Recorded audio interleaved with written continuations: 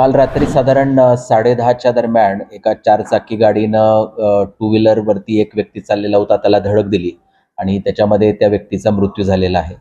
यासंबंधी त्या फोर व्हीलरचे जे चालक आहेत सागर धस यांच्या विरोधामध्ये सुपा पोलीस ठाण्यामध्ये गुन्हा नोंद करण्यात आलेला आहे आणि पुढची कारवाई पोलीस ठाण्यामध्ये करण्यात येत आहे. त्याबाबत आपण वैद्यकीय तपासणी केलेली आहे आणि त्यांचे ब्लड सॅम्पल पण घेतलेलं आहे.